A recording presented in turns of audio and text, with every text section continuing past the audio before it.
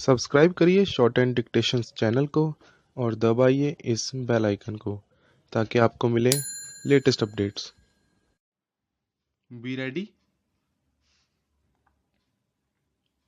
5 seconds.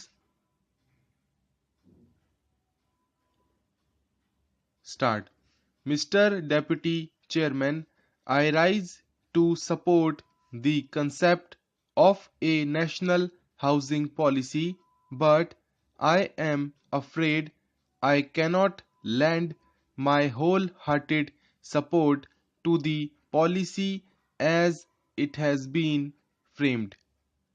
Madam Deputy Chairman, housing is an issue which should not be looked upon from a partisan angle, and I want to make it very clear right in the beginning.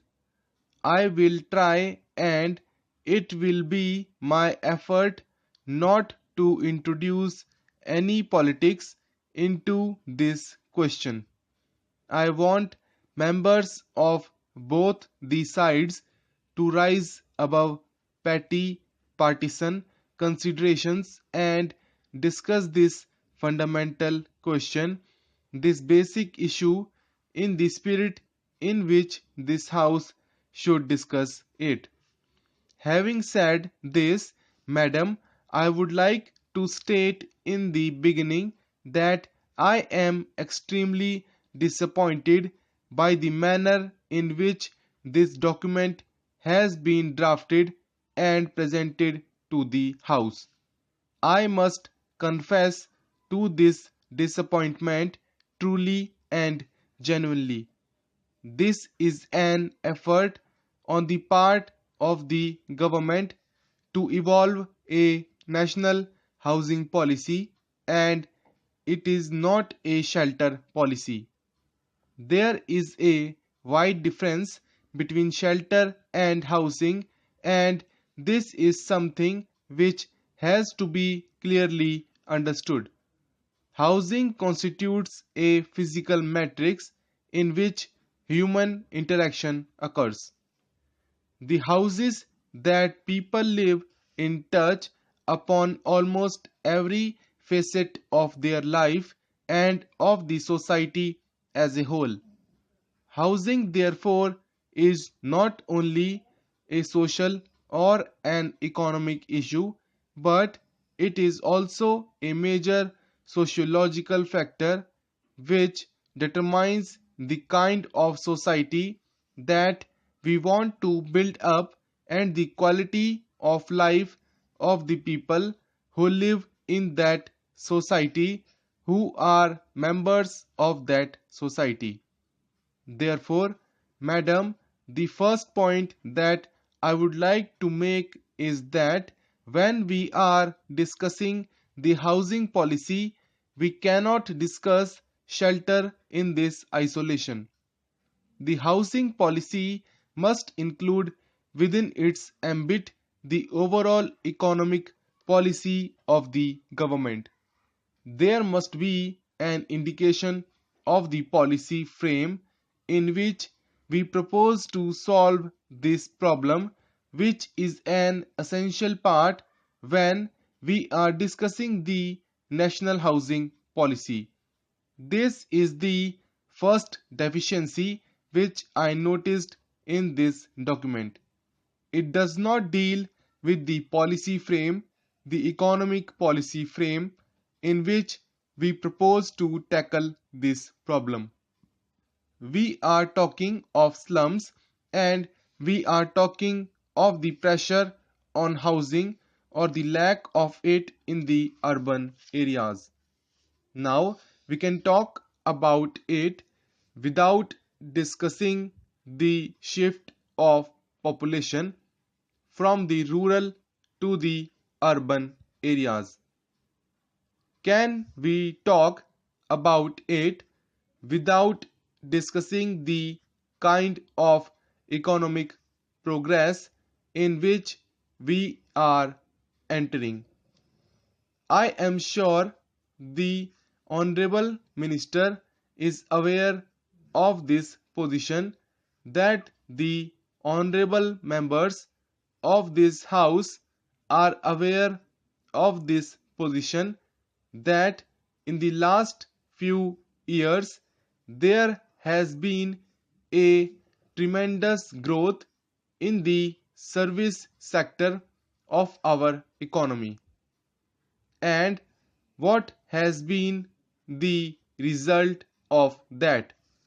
The service sector, which includes hotels, tourism, insurance, and such other forms of economic activity, has attracted large numbers of people into the urban areas. In fact, the rate of urbanization in this country is a part of our economic development, but it is extremely alarming in its proportion.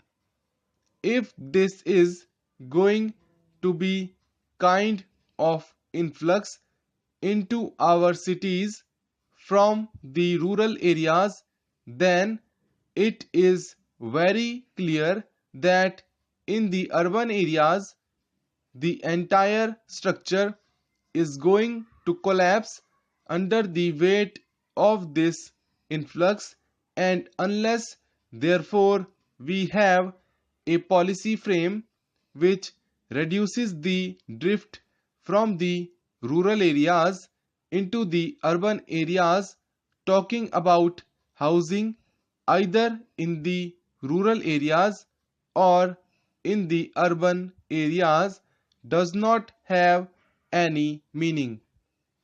As a result of that pull, a lot of people are coming into the cities, and on the other hand, there is a push effect in the rural areas because agriculture is lagging behind and unemployment is increasing in the villages, and the people are bound to move into the cities.